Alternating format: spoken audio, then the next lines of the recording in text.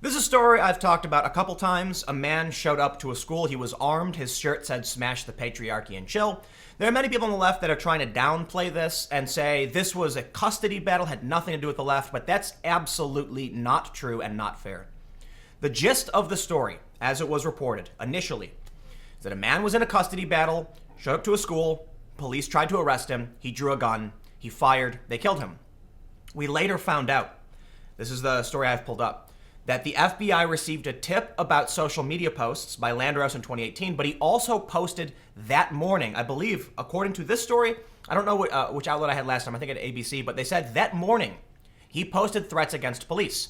So we can say it is fair that the custody battle he's in initiated a confrontation. However, this guy was a ticking time bomb. Okay, he's been talking about this. He's been posting these threats.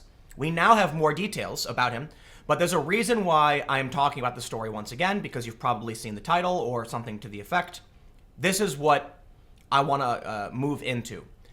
Explosives were found outside the Eugene police station. At this time, I don't believe there's any evidence to suggest that this came from anyone associated with the far left or anything like that. But I do think it's still important to point out that I hate making speculative videos. I don't want anyone to be freaking out. I don't want to be hyperbolic. I don't want to ring alarm bells and scream that the end is coming, things like that. Because it's entirely possible these are totally unrelated. But I still think, in the back of my mind, with my experience, these are the kind of signs to pay attention for if things are going to escalate. Is it possible if these two incidents are related? It is. Is there any evidence right now suggesting they're related? No, there aren't. I'll read the story in a second. But I want to go over why I think there's some more details here with this man, Charlie Landros. Yes, he got into a confrontation with police because they tried removing him from the school when he was, trying to take his daughter as a custody battle. But he drew a gun. He had intent. He had the motivation. He had posted for over a year about wanting to harm police officers. Okay, like literally, he wanted to kill them. That morning, my understanding is, they say the morning of January 11th, about an hour before the incident at Cascade Middle School, someone alerted the manager of Springfield Police Facebook page that someone named Charlie Landros had commented. I'm not going to read what he said, but it was a call for calling for the death of police officers is what he was doing, on a post on the department Facebook page about a California police officer shot and killed while investigating a traffic crash.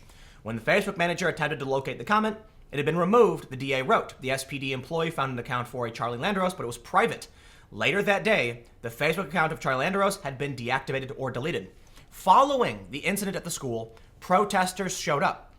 They were claiming the police murdered their comrade. Counter-protesters showed up saying, this dude brought a gun to a grade school, man. But here's the thing. Another detail that we have that emerged shortly after the fact is that Landros started a community armed self-defense. Started a group. Community Armed Self-Defense, that's what it was called. It provided firearms training, particularly for people of color and the LGBTQ community. Landros was one of its instructors. Investigators found 2 empty 9mm casings fired by Landros' gun at the scene, Perlow said. Investigators were unable to find the bullets. They also found 2 empty .45 caliber casings from the gun Tim fired. Tim fired 1 bullet that missed Landros before firing the fatal shot. This story is from Register Guard. I'm not super familiar, but it does have a positive. I know this is controversial. People don't like NewsGuard, but NewsGuard has rated the site. Listen, I'm not going to get into the NewsGuard thing. The point is, that says, I'm willing to use this source if an independent, has verified to a certain extent. Anyway, moving on. They also talk about how the FBI received information on tip line that Landros was posting violent anti-government messages on social media. The tip was referred to the local FBI office, which concluded there wasn't enough information to show a crime had been committed. The point is, this guy formed a group, Community Armed Self-Defense. He was teaching people of color, and the LGBTQ community, which, I'm going to say this. Based on the guy's shirt, Smash the Patriarchy and Chill, we can make assumptions about his political affiliations. Based on the things he said on social media, I don't think we need to make assumptions. He hates the government, hates police, and the Smash the Patriarchy shirt is a far-left dog whistle. We then know that he was training people how to use firearms, and it was aimed towards, they described it as an inclusive self-defense event. So naturally, when this guy is killed, the protesters of the far left showed up and they were angry, and now we have this story. Police in Eugene are searching for answers after explosives were found outside their headquarters on a country club road late Monday afternoon. Lieutenant David Nat said incendiary devices were discovered by a crew who was mowing the front lawn. This is not a hoax device, Nat said. This is a very serious matter. The Eugene Metro Explosive Disposal Unit was called and defused the explosives. Nat would not go into details about the devices, but said they are now in the hands of forensic experts. Our hope is that we get some physical evidence off it, and that physical evidence leads us to somebody involved in the production and our deployment of these devices. While the Eugene Police Department is in charge of the investigation, Nat said they have reached out to federal agencies and plan to review security camera footage. We're going to ask our neighbors for any footage, and we're going to review all the footage that we have. At this time, police don't know who planted the bombs or if anyone was being targeted. John Ward, who was dropping off expired medication at the police station, said he was shocked to hear what happened. I'm speechless when I find out that people are planting bombs and bad things around town, Ward said. I don't know why they'd want to do that, why they would want to hurt innocent people. Nat said they are asking Eugene police employees to be aware of their surroundings as they go to and from work. Now here's the thing. Eugene is not a very big place, okay? Eugene is, it's not a very big place. So when I saw this story, I had to wonder, who would have the motivation to plant bombs at a police department? A lot of people, for sure. There's a lot of fringe, crazy weirdos and wackos. And there's, again, nothing would suggest right now, based on this story, and this is the latest iteration of it, that my understanding is, it was updated 2 days ago. There's nothing saying it was anything to do with these far left groups. But when I see stories like what we saw with a dude training people how to use firearms, who is far left, who's been posting anti-government messages, then protesters show up saying the police murdered their comrade, and then someone does something like this. Here's what I would say. If I was going to investigate, I would hypothesize there is a potential connection between these two things, and I would go from there. If I was concerned about an escalation in partisan violence, I would look at this as a sign that it may be, just maybe, okay? Again, the intent of this video is not to scream, the end is coming, the sky is falling.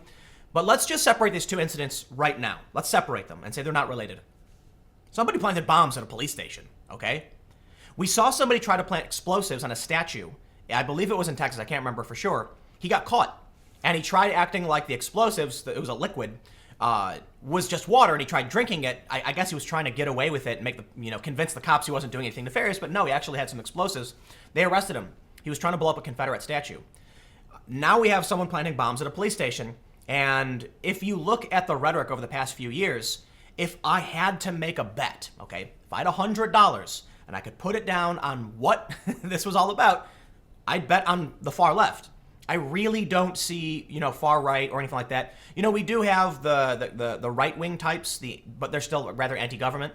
You have the certain people who, occupied federal land, but that's way different from planting bombs at a police station. Most of the rhetoric around harming police is coming from the far left, and it has been escalating. So when I see a story like that, if I was going to try and figure out who did this, that'd be the first lead. And I'd be willing to bet the police feel the exact same way. What happened this month that would lead someone to target police? Cops did just kill someone who organized a far left self-defense group, teaching people how to use guns. Imagine you're a member of this armed self-defense group, and the organizer and leader was just killed by police, and then you went out and protested claiming that the police murdered your comrade. Yeah, I think it's possible. I do. So separating two events, even if there's no connection, and again, I want to make sure we keep our temperament, calm, and we wait to look for evidence. This still is just another issue to me that says there's a potential escalation. Okay, it's not a potential escalation. There's a literal escalation. Things have been escalating. Violence has been escalating. The insane rhetoric. I mean, you look at what happened with Covington, and that really freaked me out because I had people actually saying these kids did something wrong, and I'm like, I don't understand. It's just high school kids being dumb, rowdy high school kids. They framed the narrative in a fake way. Oh, the kids surrounded the Native Americans. Never happened. And then when it turns out the Native Americans got in the kids' face, it's still the kids' fault. What does that mean? And I don't want to beat a dead horse with the Covington story, but what it says to me is it doesn't matter what happened. The views of what's going on in this world have shattered to such a degree, it doesn't matter. The left views those boys as evil and wrong and immoral and racist, period. Then we get the story of the dude in Chicago. And I'll put it this way. Many people on the right, and I would actually lean in this direction, think it's a hoax. because the story is just absolutely ridiculous. I'm from Chicago. I know the area he was in, and I really, really, really just do not believe. And then you hear that he had the rope around his neck. It was a clothesline. 40 minutes later, when the police showed up to his friend's house, like, why would you leave that on? It just sounds weird. But let's ignore our hypotheses, our theories. Right now, we have three huge stories, okay, in this space. We have a far left guy tried drawing on police, a leader, an organizer of a far left self-defense group that trains in firearms. He drew on cops, he got killed, okay? We then have a man in Chicago who says that people beat him up, called him racial and homophobic slurs, and then screamed something about MAGA country. And then we have this incident, someone planting bombs at a police station.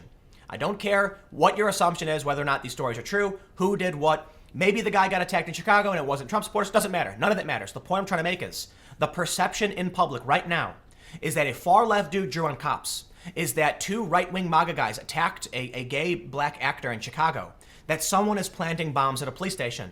Regardless of what actually happened, these stories will affect the preconceptions, that people will lead to making assumptions. The right already thinks that dude in Chicago is lying. The left already believes it. And thus, these two narratives cannot be brought together.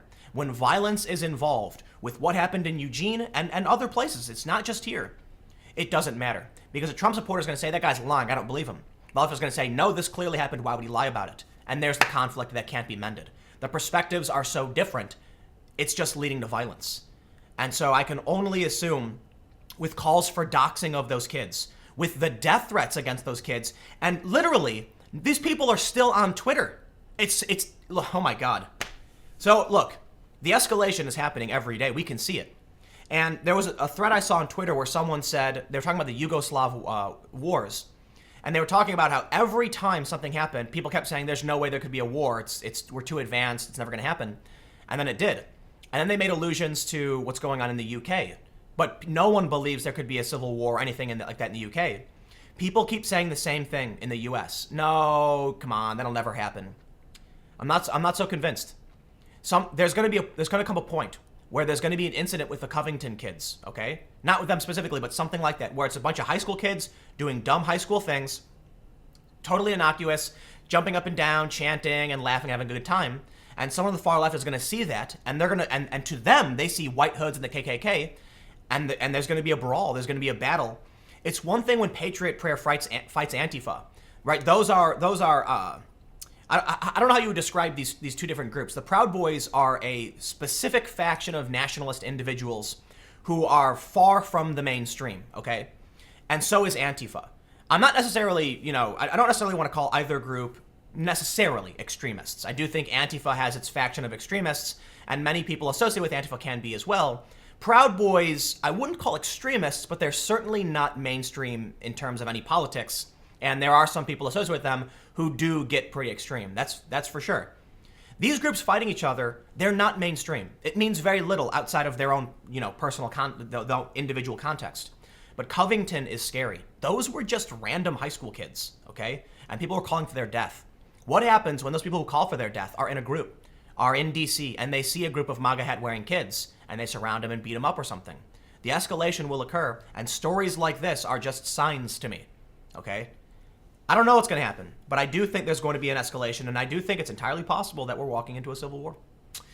Hopefully not. Hopefully not, but I don't know. I just buy water. Water will be worth way more than gold, especially if you live in certain areas that don't have direct access to fresh water, maybe like Los Angeles and San Diego. Yeah, people don't seem to realize their fresh water, I believe San Diego gets a lot from the Colorado River. And it'll be really interesting what happens when the rural areas start hoarding supplies if there's a coming conflict. The urban areas probably can't survive. But I guess we'll see. Stick around. I'll have more videos on this channel, another video at 1 p.m., and my main channel at 4 p.m., youtube.com/timcast.